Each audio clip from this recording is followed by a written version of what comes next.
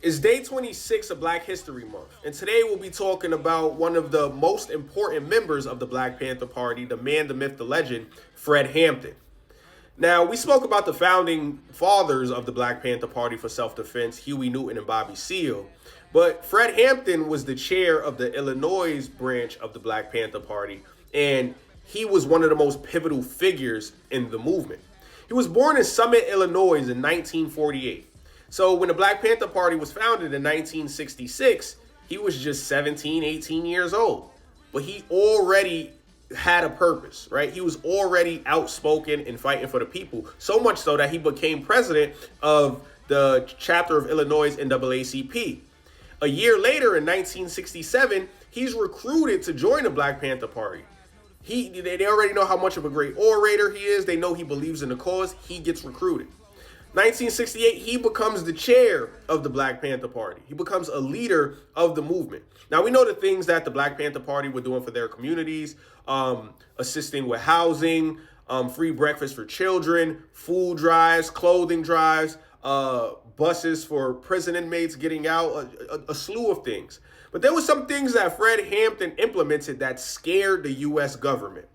He knew that the strength in unifying the people at the bottom.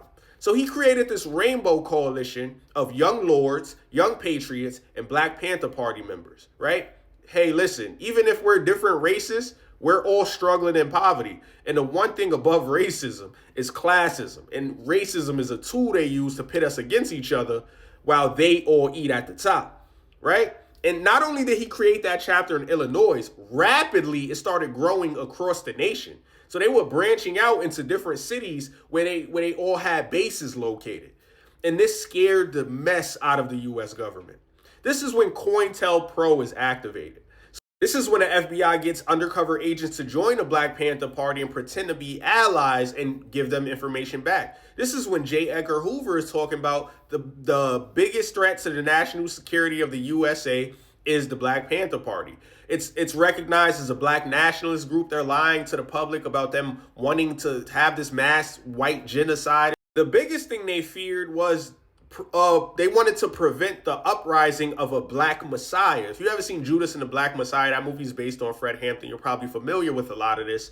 They wanted to prevent the uprising of a Black Messiah, somebody who could get us Black militants, round us all up and get us to all fight for a cause. That was their biggest fear.